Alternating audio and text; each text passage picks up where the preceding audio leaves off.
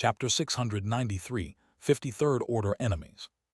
A fierce whirlwind of purple flames and crimson lightning spun in a single spot for more than 60 seconds. During that time, the temperature of the place rose to the point that Shangyuan Bingzu had no choice but to push the frost-like energy that covered her body further into the surroundings to prevent the Soul Evolver team about 1 kilometer behind from suffering consequences that no one was willing to see. In fact, it was Wu Yijin who reacted quickly, and using several seeds made countless vines grow that served to hold the bodies of all the team members with vigor. This was because the suction or pulling force that the whirlwind of fire and lightning had was simply too strong. Because Bai Zemin was spinning too fast on a single point, and with the help of his greatsword adding even more momentum to that speed, all the surrounding wind was being swallowed up by the eye of the storm that had formed at the top of the whirlwind. After about a minute, everyone heard a thunderous explosion, and under everyone's shocked eyes a large-sized object, engulfed by purple flames and crimson lightning, broke through the wall of the roaring whirlwind. The object broke the speed of sound, and in an instant disappeared from everyone's line of sight. What was that thing? Chen He swallowed audibly as he clutched his bow tightly. I don't know, Shangyuan Bingzu shook her head, but considering that Bai Zemin's aura is still in there. But Feng Tian Wu hesitated for a second before quietly remarking, that thing definitely didn't seem to be an ant. No one said anything more as they had no response to answer the doubt that weighed on their hearts, to begin with. About a minute later, the whirlwind of blazing fire finally disappeared without a trace after losing power at a speed visible to the naked eye. When the group finally managed to see again what had been hidden by those thick walls of fire and lightning, everyone was surprised. First of all, the second-order weaver ants had disappeared, and if it weren't for some second-order soul stones on the floor, they wouldn't even have left a trace of their existence. Even the 2 fiercicles next to the mouth of each red-colored weaver ant had been turned into nothing. There were also 4 black-scorched corpses that looked more like 4 big lumps of charcoal or 4 disgusting-looking cakes that had been forgotten in the furnace burning at 200 degrees for a lifetime. Judging by the aura of the 4 corpses, it was clear that they were third-order weaver ants, and of them, the only thing left in perfect condition were the sickles in their mouths, which were clearly more terrifying than those of the red weaver ants. Finally, in the middle of the 4 corpses, a figure lay sprawled on the floor panting like a dead dog. Big brother! Meng Qi immediately panicked, and out of pure instinct, her first reaction was to charge forward. However, Meng Qi hadn't advanced more than a few meters when she stopped, because although she was scared and her emotions were out of control, she was a girl who always managed to think things through more clearly compared to most. Bai Zemin was very close to the place where the weaver ants were being teleported. Meng Qi knew that she was weak compared to the red-colored weaver ants, not to mention the blue-colored ones. If she approached that place and a second-order or third-order weaver ant appeared, all she would be doing would be causing more trouble to the person she least wanted to bother in the world. Meng Qi clenched her fists so tightly as she realized her own powerlessness that her pretty fingernails broke beyond her skin and blood began to drip slowly over the bow of the battleship. In this case situation, she could only watch as Shangyuan Bingzu approached, because she was strong, unlike Meng Qi. Hey! Shangyuan Bingzu moved so fast that she seemed to have teleported next to Bai Zemin. She looked at him worriedly as she saw his pale white face covered in sweat. Are you okay? Bai Zemin forced his tired eyes to open as his whole body occasionally shuddered. He could feel the concern in Shangyuan Bingzu's voice, and as he watched her beautiful blue eyes trembling as she looked at him, Bai Zemin couldn't help but feel grateful. She was a true friend, one he could trust completely without fear that one day she would stab him in the back, one who cared about his well-being like a true friend was supposed to do. I'm fine. Bai Zemin could barely force an exhausted voice out of his mouth, as he activated regeneration several times even before Shangyuan Bingzu could say anything else. Just as Shangyuan Bingzu wanted to say that he was not at all fine, Bai Zemin's sheep-pale face quickly began to regain color, and the tiredness in his eyes began to recede at monstrous speeds. She was astonished. Bai Zemin slowly sat down on the ground after a couple of seconds and groaned softly. Damn, I thought I was going to throw up my bowels just now. Shangyuan Bingzu looked at him with wide eyes and subconsciously asked, throw up your bowels? Why? Bai Zemin looked at her with hidden bitterness and said quietly, try spinning for so long in one place at over 1500 km per hour, and then tell me how you feel. Shang Yuan Bingzu was a little surprised at first after hearing his words, but soon she couldn't help but smile bitterly and shake her head. Of course, spinning at high speeds for so long would have consequences. Besides, Bai Zemin extended his hand outward and held it there as if he was waiting for something while saying in a grumpy voice, I didn't even learn a new skill despite having practically invested all my stamina into that damn fire whirlwind. If spinning a weapon surrounded by fire was enough to create a skill, then I'm afraid something might be wrong in this world. Shang Yuan Bingzu didn't know whether to laugh or cry as she said those words. I guess you're right. Bai Zemin sighed just as several wind blasts from the distance flew in their direction. Shang Yuan Bingzu looked into the distance and understood what it was that had been sent flying from inside the whirlwind of fire and lightning earlier. Did you lose so much stamina that you couldn't control your weapon? Shang Yuan Bingzu asked curiously. No, Bai Zemin shook his head, finally retrieving his weapon. He looked at her with a serious expression and said slowly, I had no choice but to throw my weapon to hell because I couldn't stop spinning and it was getting out of control. The corner of Shang Yuan Bingzu's mouth twitched a couple of times, but she didn't say anything else even though in her heart she was thinking that Bai Zemin really was dangerous when it came to trying new things in the middle of the battlefield. He definitely had no idea where he had sent his weapon flying when he released it. If the greatsword hadn't casually flown in another direction and instead headed towards the human group, they all would have been turned into meat paste considering the speed at which that thing had been launched. In the end, while Bai Zemin was unable to learn a new skill, that didn't mean that what he had just used to end the lives of 4 initial stage third-order existences and approximately 40 second-order existences was useless. The group didn't have much time to relax either, as about 5 minutes later, a new wave of enemies was teleported to the top of the Sky Destroyer for which the battle resumed.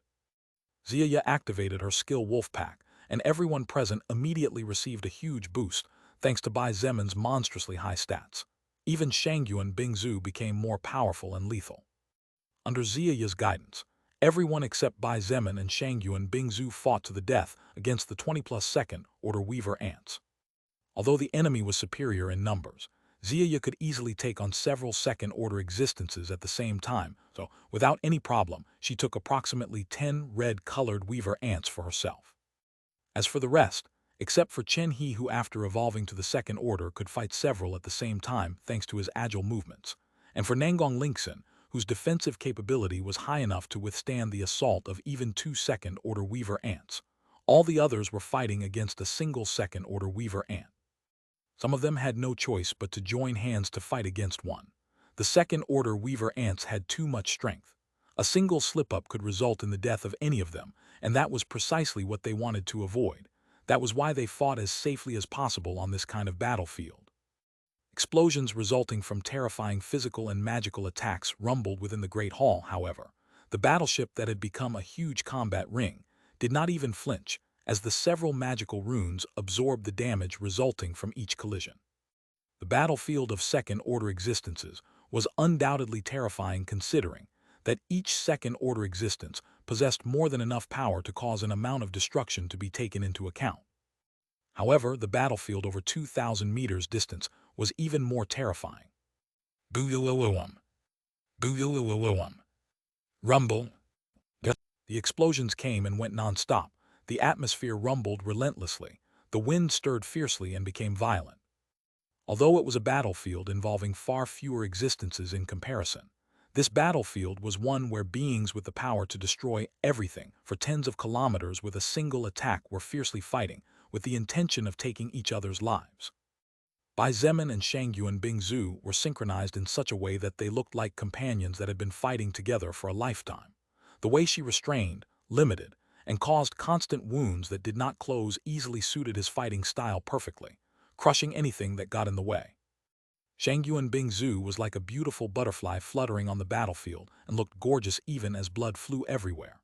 Every step she took to dodge enemy attacks was packed with grace, and every sword slash she used to open wounds on the body of her enemies was brimming with elegance. Bai Zemin was quite the opposite. His expression was firm and fierce as he swung his greatsword from left to right without any delicacy. The pressure of his attacks was such that heavy wind cannons flew everywhere with every swing and purple flames covered his surroundings. No matter whether the third-order Weaver ants advanced or not, Bai Zemin never backed down and only advanced even at the cost of some wounds in the process. Shangyuan Bingzhu was a soul evolver focused on fighting for long periods of time by constantly weakening her enemy. Bai Zemin was a soul evolver focused on fighting short battles by overwhelming and utterly suppressing anyone who stood in his way.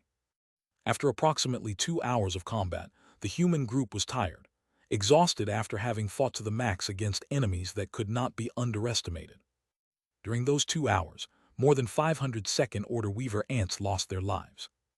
During those 2 hours, 53rd Order Weaver ants perished either under the elegant but deadly hands of Shangyuan Bingzhu or under the violent and destructive hands of Bai Zemin. Chapter 694, Second Order Blood Mystics Progress.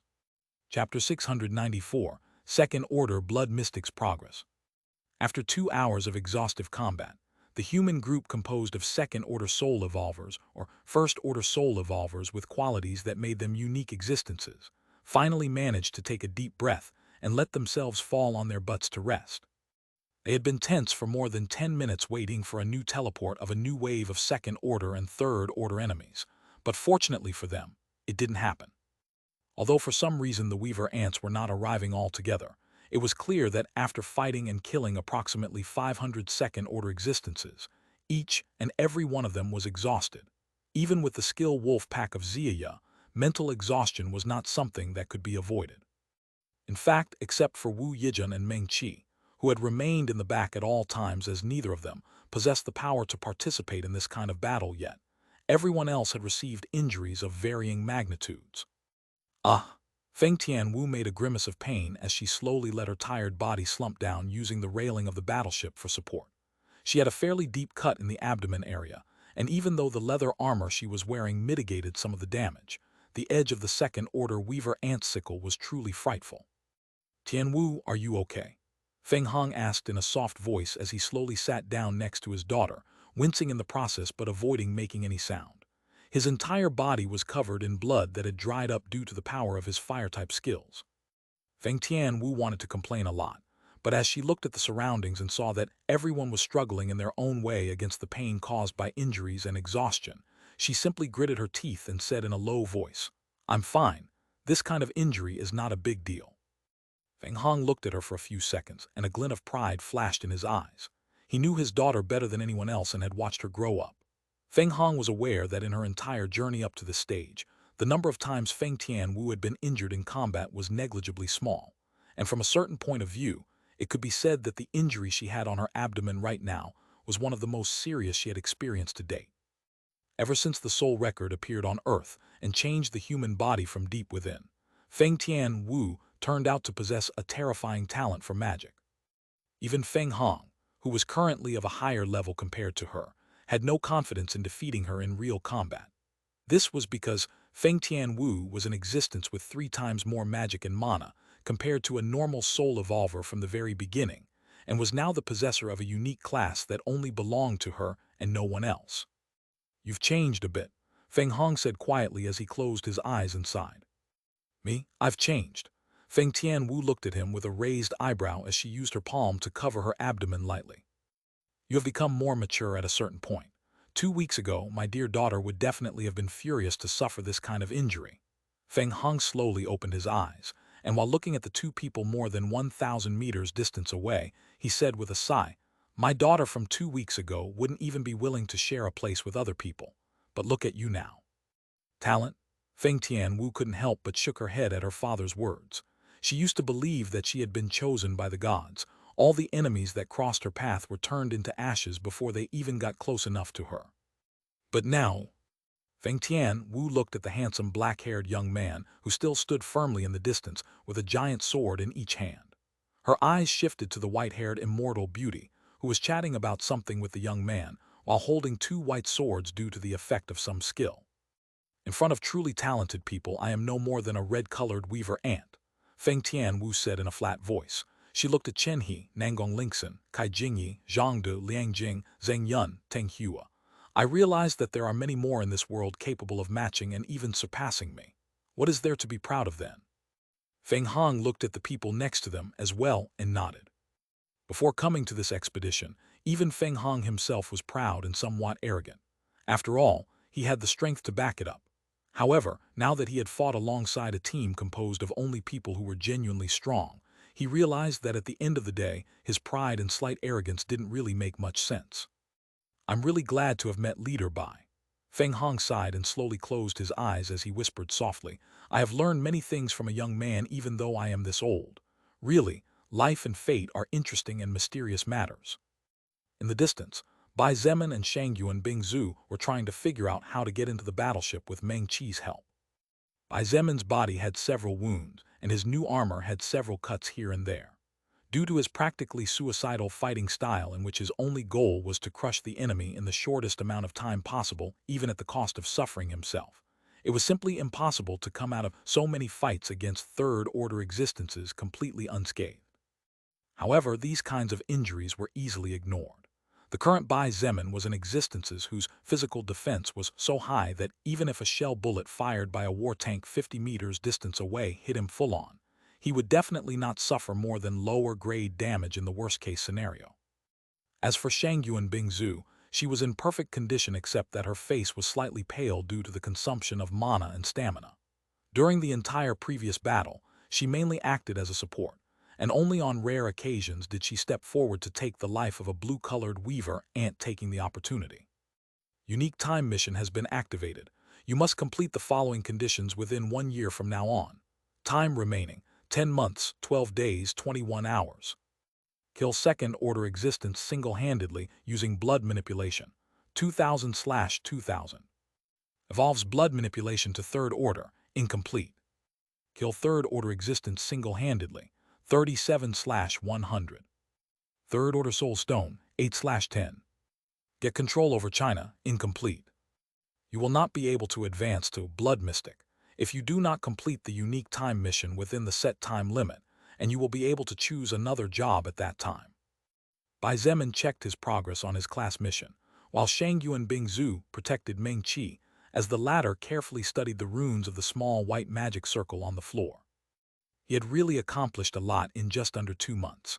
Not only had he already completed one of the requirements, but he could also evolve blood manipulation now if he wanted to at the cost of losing several third-order soul stones. Bai Zemin was even close to having completed 50% of the requirement that required him to kill 100 third-order existences on his own. Actually, if not for the fact that during the previous fight Shangyuan Bingzu's support had been practically perfect, the count of Bai Zemin's third-order kills would be higher right now. Even though Bai Zemin was aware that the only reason why he had managed to advance so far and so fast was solely due to the fact that they had found ruins left behind from ancient times, even though he knew that it would definitely not be easy to complete the rest of the requirements unless something big happened, Bai Zemin could not help but be happy. At least now, his breakthrough to the second order and his new job, Blood Mystic, were in sight, unlike 2 months ago that seemed impossible to achieve. Really, a lot of treasures need to be distributed. Bai Zemin was beaming as he looked inside his spatial storage ring brimming with over 2,000 active and passive skill scrolls, as well as around 10,000 treasure orbs. Among those skill scrolls were some that Bai Zemin would leave for his family and trusted subordinates, while the rest would be distributed to his soldiers and soul evolvers. As for the 10,000 treasure orbs, they were all red and orange in color, so probably none would be of use to the current Bai Zemin. But he would check first and would take whatever might be of use to him in the future before handing out the rest. With each passing day, obtaining treasure orbs and skill scrolls became more and more difficult. Considering that 95% of the enemies killed during these days were all unclassified enemies, even if they numbered in the millions, it was useless. In fact, if it wasn't for Bai Zemin's soul being simply too picky and not absorbing low-quality soul power, the number of skill scrolls and treasure orbs obtained would have been less. With this amount of skill scrolls and treasure orbs, I should be able to increase the power of all the soul evolvers of my Blood Spear Legion even after I take control over the Chinese Renaissance. I might even be able to empower some normal soldiers. Bai Zemin thought to himself with excitement flashing in his eyes. He couldn't wait to get back. Bai Zemin needed to quickly invest in his subordinates in order for that investment to generate income faster. There were so many things to do, so much work ahead. Bai Zemin was sure that after finishing with and finding a solution to the personal affairs of Shangyuan Bingzu, Chen He's family, and Wu Yijin's grandfather, he and his faction would need at least 2 months of calm before setting out to conquer China. Of course, he could simply rush forward like mad and conquer China immediately once he had control over the Sky Destroyer. However, that would leave and neglect many things such as reading the books found in the library and applying the information contained therein, studying pills and medicinal plants, training blacksmiths, studying electromagnetic rifles for future development, and a lot more. Unless I found it. Just as Bai Zemin was thinking of a slightly risky, but still probably effective solution, his younger sister's excited sweet voice interrupted him, and subconsciously he turned to look at her. "You found it, what did you find?" he blinked, still lost in his own world. Meng-Chi turned to look at him with a beautiful smile on her youthful face, and as she pointed to the white-colored magic circle she let out a chuckle. "Of course, I found a way to activate the magic circle to get into the war battleship." Bai Zemin's dark eyes and Shangyuan Bingzu's light-colored eyes sparkled upon hearing Meng-Chi's words. They both exchanged glances for a second before turning to look at her again. "Can you activate it now?" They both asked at the same time, and with the same intensity. They were tremendously excited and anxious, as the Sky Destroyer battleship would undoubtedly be one of the most powerful trump cards of the entire human race for many years to come. Therefore, they had to obtain it no matter what the cost. Meng-Chi's expression was still bright as she nodded firmly. "Of course, I just need you to give me 10-second order soul stones to make a single-use connector." Bai Zemin and Shangyuan Bingzu looked at each other in dismay. What is that?" Shangyuan Bingzu asked in a low voice as she looked at Meng-Chi intently. "Big sister Bingzu, it's like this." Meng-Chi began to explain the fact that the teleportation circle was probably connected to the battleship's command room, but that she had found a way to create a connector where she could teleport people only one time to the inside. But Shangyuan Bingzu focused more on something else. "Big sister Bingzu." Shangyuan Bingzu's expression became unreadable as she looked at Meng-Chi curiously. Bai Zemin naturally paid no attention to something so insignificant and focused on what really mattered to him. "So Meng-Chi," Bai Zemin immediately spoke once his sister stopped. "You can only open one connector, something similar to a back door in a security system, and you probably won't be able to open another one." "That's right," Meng-Chi nodded with a serious expression on her face and explained. "If there is a captain on board, then it must be someone smart in control of the command room, and will definitely do something about it when discovered that I disturbed the magic circle from up here." Chapter 695, Strongest Anymore and Getting into the Sky Destroyer. Chapter 695, Strongest Anymore and Getting into the Sky Destroyer. "I see." Bai Zemin nodded as he listened to his sister's words, and after thinking about it for a moment, he realized that what Meng-Chi was saying actually made a lot of sense. If inside the battleship there really was an existence capable of controlling, or rather, capable of understanding and using the ship's control room commands, then it was only natural that any disturbance would be detected by this being. As to what being this was, "It's probably the Queen, isn't it?" Shangyuan Bingzu said with a slight frown. "It should be." Bai Zemin wasn't too sure either. To be able to control this kind of strange and advanced ship, an existence definitely needed to be extremely intelligent and possess a lot of knowledge.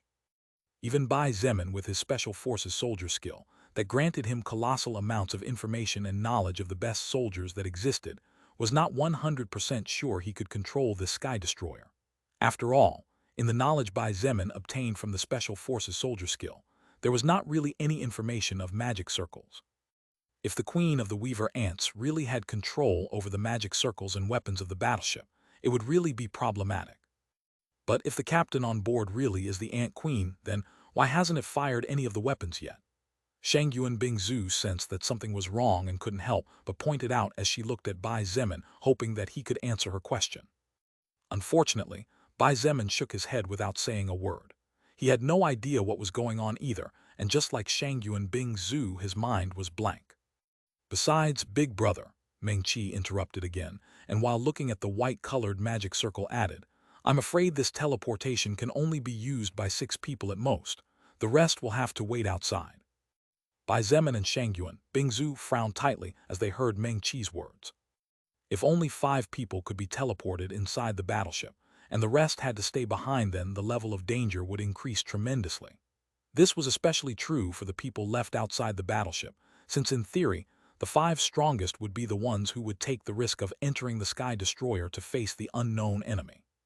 But then, what would happen to the others who would remain outside? If by any chance it turned out that the Ant Queen was really the captain on board, and if the Queen was making the humans believe that it no longer had any Third-Order Royal Guard ants, it would be a disaster if the Queen teleported Third-Order existences to the bow of the Sky Destroyer. Everyone would be slaughtered. Bai Zemin's expression became somewhat hesitant, and for the first time since he obtained his immovable heart skill, he found it especially difficult to make a decision. However, after about 5 minutes of measuring pros and cons, Bai Zemin finally sighed and looked at Shangyuan Bingzu without saying a single word. Shangyuan Bingzu and Bai Zemin had already experienced many things during this time, so even if he did not say anything, she could mostly understand what his eyes meant just from the emotions flashing in them, or from the context of the conversation. After a moment of silence, she nodded slowly and said quietly, "Okay, I'll stay behind."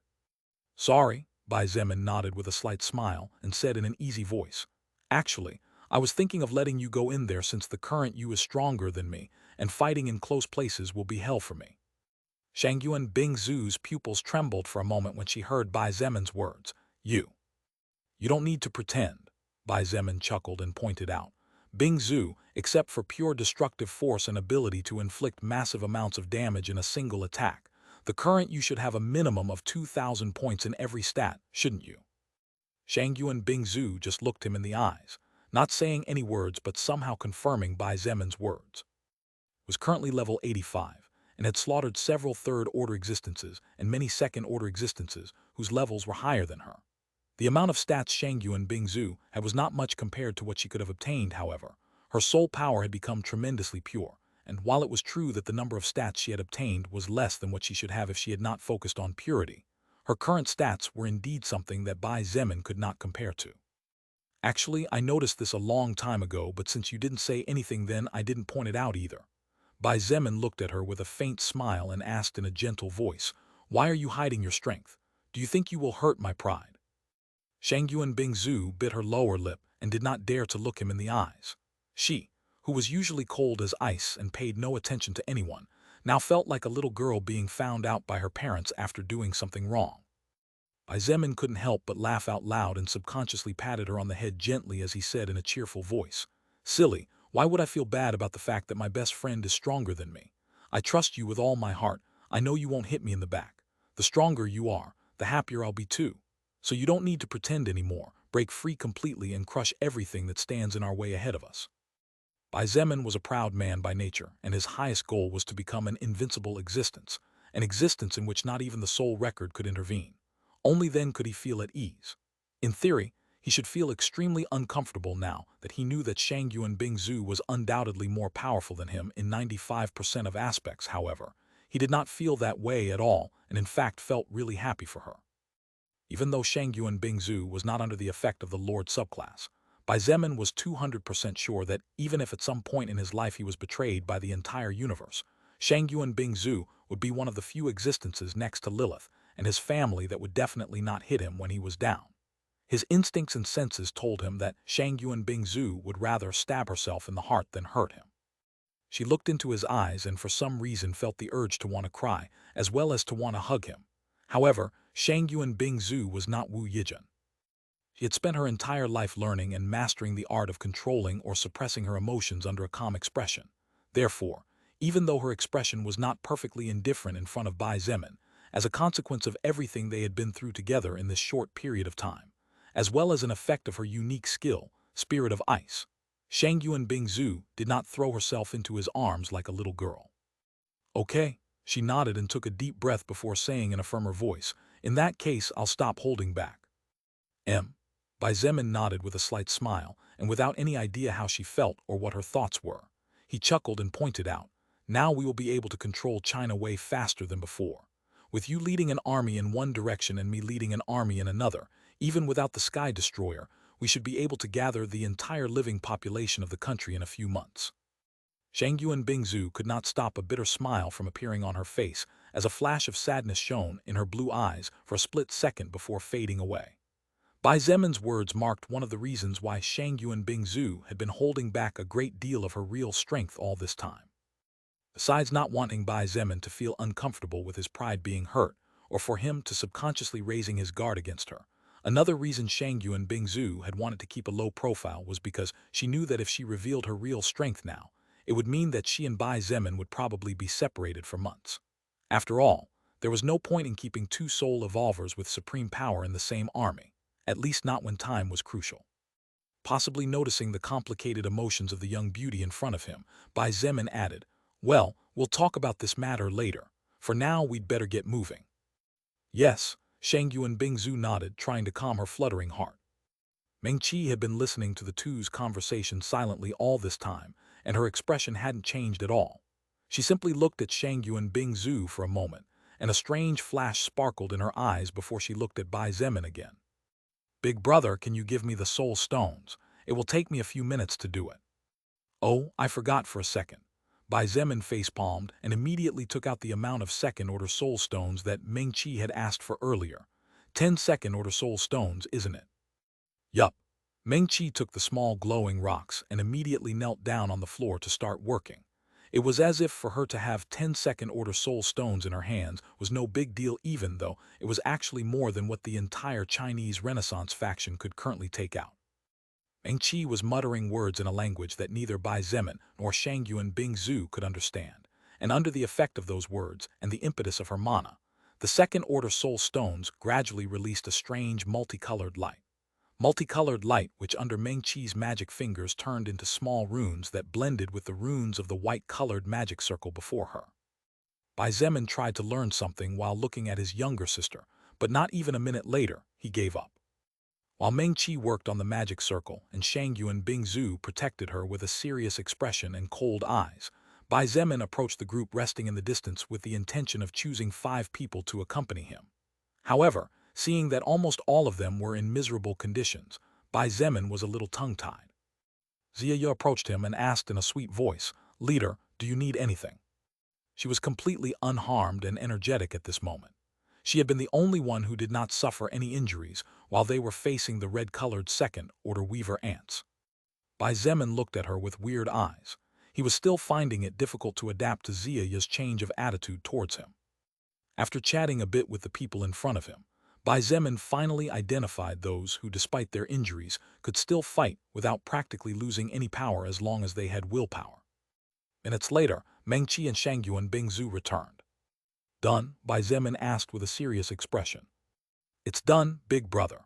Mengqi nodded earnestly. She handed him one of the second-order soul stones and said in a low voice, "After reaching the magic circle, you just need to release the energy inside the soul stone I gave you. You and the others will be teleported then." Bai Zemin looked at the soul stone in his hand and noticed a small rune written on the surface. The rune was so tiny that it could easily go unnoticed if one did not look for it especially. "Understood," he said before looking back and saying in a deep voice, "Let's get moving." A few minutes later, having reached the white-colored magic circle that now had multicolored lights around it, Bai Zemin did as Mengqi had explained, and moments later he and the 5 people he chose this time disappeared from the place. Chapter 696, Great Turn of Events. Chapter 696, Great Turn of Events. In the previous chapter I made a minor mistake. The number of people that can be teleported was 6 in total, not 5. It has been fixed. Sorry for the possible inconvenience this may have caused. The vision of Bai Zemin and the 5 people he chose to join him inside the battleship dimmed for an instant after activating the teleportation circle. The 6 felt as if their bodies were passing through a thin membrane of something none of them could really touch or understand before everything returned to normal. When they opened the eyes they had subconsciously closed, the place they found themselves in was completely different from the place they had been a second ago. The group seemed to have been teleported to a currently empty room of approximately 80 square meters, and were standing right in the middle of a white magic circle, similar to the one on top of the Sky Destroyer, but several times the size. The walls seemed to be made of some kind of special gray metal alloy, but except for that, the only thing noticeable was the sliding door that was already open just a few meters ahead. Bai Zemin looked at the people behind him and said in a serious voice, "I'll go in the front. Ziya, you come right behind me. Mengqi in the center. Liang Jing, you're in charge of scouting. Nangong Lingxin, your job is to protect Mengqi. Feng Tianwu, you'll be in charge of taking out enemies from a distance or pushing them back with your flames. Are we all clear? Yes. Understood. Coughed okay. The 5 people nodded and indicated their agreement at Bai Zemin's orders. He nodded in satisfaction and silently pulled annihilation of the falling sky out from inside his body. With a single thought, Bai Zemin imagined the composition and shape of a simple, normal sword only a meter long. A flash of golden light enveloped the golden greatsword, and an instant later its size had shrunk to about half its previous length. Its form had become more compact and manageable compared to the past. In this kind of confined place, there was no way Bai Zemin could use a greatsword, as the colossal size of the weapon would be obstructed by the walls and ceiling of the battleship. Therefore, he had no choice but to change his combat style in here. It was no exaggeration to say that the current battle power of Bai Zemin had decreased tremendously inside the battleship. However, that didn't matter too much since Bai Zemin had no intention of destroying the ship. He wanted to bring it home as healthy as possible, not a piece of broken metal destroyed by his own attacks. Liang Jing went into stealth mode, and in an instant, Bai Zemin felt the assassin whose job was really an interesting mystery move off. Let's move. Bai Zemin waved his hand and led the rest, quickly following in the footsteps of Liang Jing, who would be the person to point out the places to avoid. In addition to Liang Jing, Bai Zemin also had his skill god of war's will, which would immediately alert him if an enemy with murderous intent towards him appeared nearby. The group advanced while keeping their guard up, walking through the long corridors of the battleship cautiously. The walls of the corridors were a shiny metallic gray and felt cold and smooth to the touch, while the floor seemed to be made of white marble with small black polka dots, an interesting combination. After walking around and circling for about 10 minutes, the group did not meet any enemies unlike what they had expected to find. It was around that time when Liang Jing ran up to Bai Zemin and came out of stealth mode.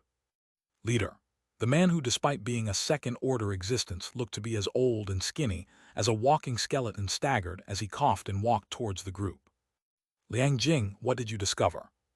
Liang Jing shook his head and covered his mouth as he coughed fiercely and said with his face red because of lack of air, "There is a metal door up ahead. I tried to open it, but there is a magic circle there. There's also something strange on the wall. I think it's a security camera." I see. Good job. Bai Zemin nodded, but after a moment's thought, he decided to lead everyone to the metal door anyway. A minute or two later, and after taking several twists and turns through what seemed to be an endless labyrinth, the group of 6 led by Bai Zemin finally caught sight of the door Liang Jing was talking about. It was a typical metal door from any movie with spaceships recorded before the apocalypse, except that it had a small dark blue magic circle at the top. Meng Qi, Bai Zemin looked behind him and called out. Meng Qi nodded and without saying a single word stepped forward. This was her task after all. Nangong Lingxin followed closely behind, and just for safety's sake activated her skill, raising a multicolored energy barrier in front of her and Meng Qi's body to prevent any kind of trouble. Better safe than sorry, more so when the matter in question involved magic circles that were still mostly a mystery to all of them. As Bai Zemin watched his sister working, as the minutes passed, he noticed that she slowly began to frown, and he subconsciously frowned when he realized that it didn't seem to bring good news. Indeed, after about 5 minutes, Meng Qi turned to look at Bai Zemin and said in a guilty voice, "Big brother, I can't do it. This magic circle, despite being small, has an attack rune which I saw earlier in one of the magic circles in the library." Bai Zemin frowned tightly and said in a low voice, "If we destroy the door." Meng Qi shook her head and said in a serious voice, "Don't do it. The magic circle will attack us." Those present couldn't help but frown harder and harder. If they couldn't advance here, then they could go look for more paths since the battleship was huge. However, what would happen if they ran into more closed doors? Wouldn't they be wasting their time stupidly? Bai Zemin also didn't want to risk smashing the door open. To begin with, it was questionable whether he would be able to accomplish such a thing. But even if his power was sufficient, there was no way Bai Zemin would do something so stupid, without even having any idea of how powerful the door's magic circle was. Just when Bai Zemin and the others were in a dilemma that they didn't seem to be able to get out of any time soon, the small, deep blue magic circle glimmered, and the next moment, a weak but beautiful voice came from inside. "I see you have a pretty smart young lady on your team, young human." Bai Zemin felt a shiver run through his entire body, and his face went white. He immediately took a step forward as he executed a swift slash with his sword and shouted aloud, "Blood barrier." Bai Zemin's left hand opened, and a large torrent of red blood shot forward before spreading across the entire door and covering it with a bright crimson glow. This was a blood barrier that had been strengthened by 300 points of mana. Triple energy barrier. Nangong Lingxin was also not slow to erect her own barrier. Crimson-colored flames burned in Feng Tian Wu's hands as Ziya activated Wolfpack and boosted everyone's natural stats by a wide margin.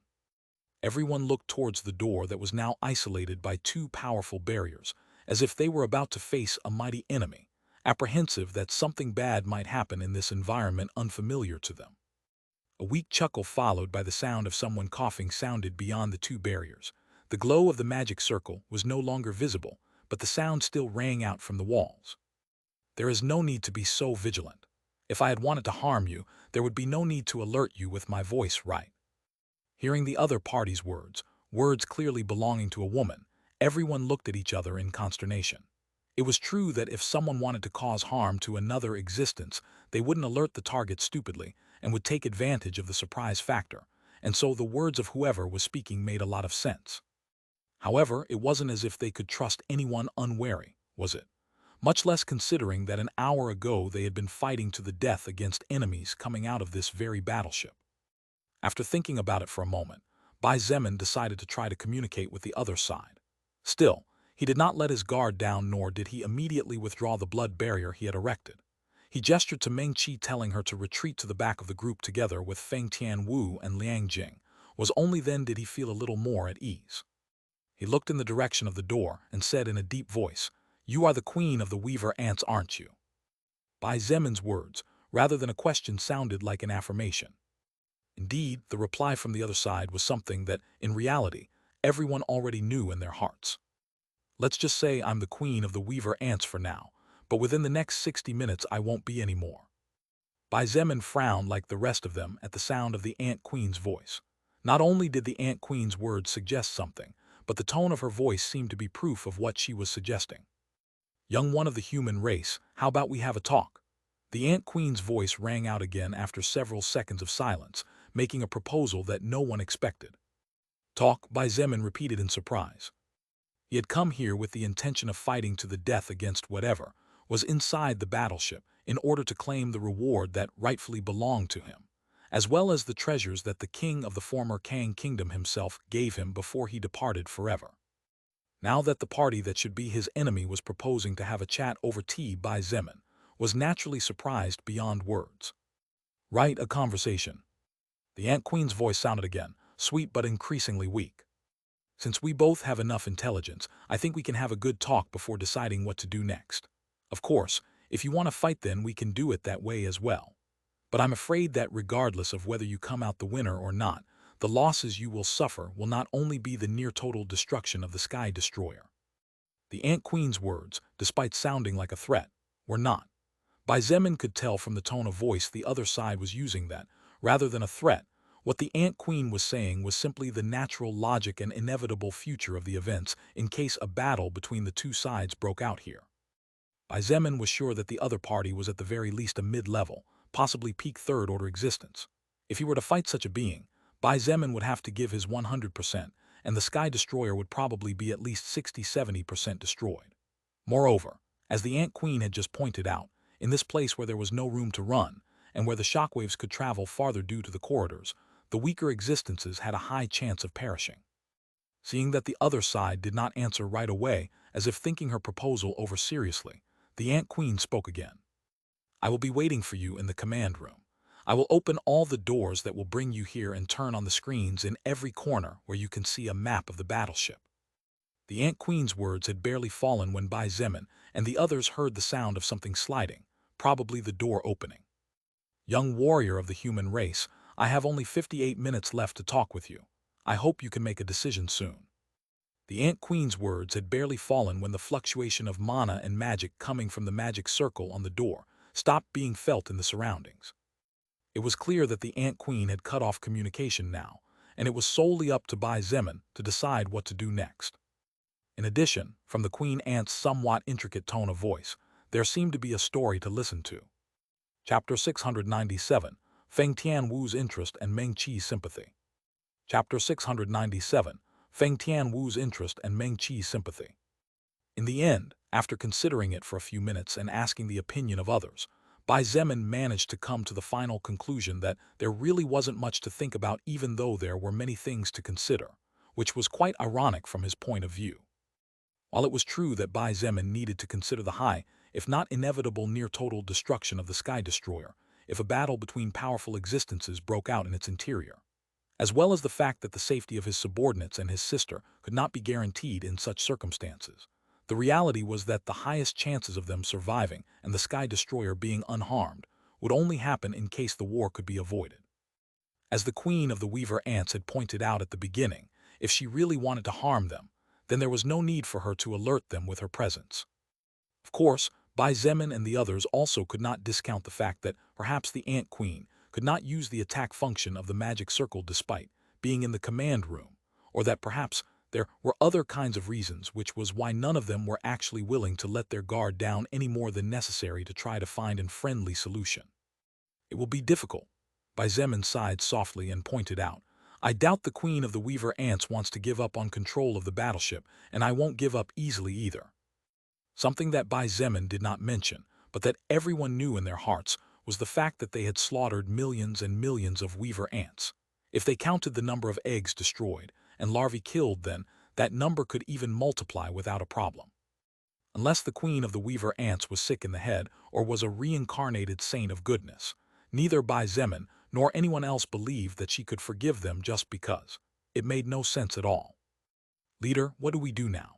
Xia asked as she looked beyond the corridor. The door had slid somewhere and was no longer visible, so they could all see the previously closed new pathway now fully available to them. She turned her eyes to Bai Zemin and asked with a slight frown, Shall we all go together to the ship's command room? They all looked at Bai Zemin, waiting for his answer. Xia's question had been very crucial, as much as Bai Zemin's answer would soon be. In fact, Bai Zemin did not respond immediately, and instead took a moment to think things over carefully. Even though the Ant Queen had told him before that she had her time counted, and Bai Zemin estimated that she would probably die soon, he could not trust her words completely, and if he made an error in his judgment, the lives of powerful subordinates and one of the most important people to him would be lost. While it was true that Bai Zemin could simply let time pass to see if the Queen of the Weaver Ants was pretending or not, which would end up with him winning in every way, doing so also carried severe dangers that needed to be taken into account. For example, if the Queen of the Weaver Ants really died after 50 minutes or so, then Bai Zemin and his team would have a much simpler time taking control over the Sky Destroyer. However, if she really died and it turned out that she was telling the truth, Bai Zemin might be missing out on information or something important, which would result in eternal regret. There was also the factor to consider that if the Queen of the Weaver Ants became angry before her death, after discovering that Bai Zemin planned to let her die just like that, and had made her waste her last moments, it was not at all improbable that she would unleash her final fury upon them. The wrath of an existence so powerful that it no longer had anything to lose was something Bai Zemin had no desire to check out at the moment. Too many things to consider and take into account within too little time. Bai Zemin tousled his soft ink-black hair as he let out a frustrated sigh. This was one of the consequences of being a leader. Not everything was rosy, as the rock called responsibility weighed more heavily on the shoulders of a leader than anyone else. Leader, may I make a suggestion? Bai Zemin raised his head and looked at Xia curiously. He nodded silently, instructing her to continue. In this kind of situation, I think it would be better if you go alone by yourself, so that you can act accordingly to any circumstances that may develop. If we were there, we might end up being more of a burden than support. Xia explained calmly, and with a partially serene expression on her face. Although it is true that leaving us behind is also not the best solution given that we are in unknown enemy terrain, the corridors of the battleship are not only a prison but also work as a defense. Feng Tianwu took advantage of Xia's momentary silence and immediately interjected, I agree with her. In this kind of battlefield, all we have to do is to defend two corners. With Nangong Linxin's barrier and with my flames, defending 2 points should be a piece of cake. Not to mention that, with the White Tiger Guild leader here, we can get ready before the enemy reaches our location. Bai Zemin thought about it for a moment as he watched everyone's expressions. Actually, he had the same idea, except he wasn't so sure about it. The group of people in front of him were all powerhouses, and leaving aside that losing them would be a great loss not only to their future faction but also to the human race. There was also the factor that Bai Zemin had been fighting with them for about half a month, experiencing a lot of things together. "Big brother, hurry up and go." Meng Qi intervened at that moment. She looked at him with a faint smile and said with concerned eyes that were brimming with affection, "We'll wait for you here. Just be sure to come back." Meng Qi's words were the little push Bai Zemin needed to stop hesitating. He nodded and said in a firm voice, "All right then. All of you, Zia will be left in charge of leadership while I am absent. In case the majority of you decide that she is not fit to make decisions due to different circumstances that may arise, the person in charge will be Liang Jing." Everyone nodded, clearly in agreement with his words, and noticing this, Bai Zemin gave his final instructions. "If you hear combat explosions or something similar, then return to the surface, even if you have to break the battleship. If any enemy appears trying to attack you, then you'd better retreat to the teleport room.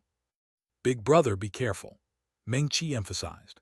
Even though she was trying to act calm and her face didn't show how she really felt, her eyes that were the window to her soul and the sweat on the palms of her hands were things she couldn't control.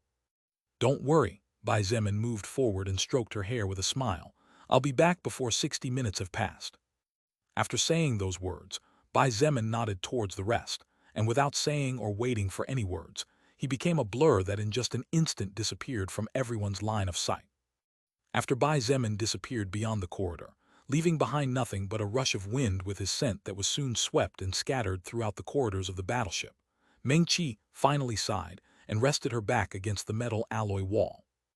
"Young Miss Meng, no need to worry. Cough, cough, cough, cough, cough."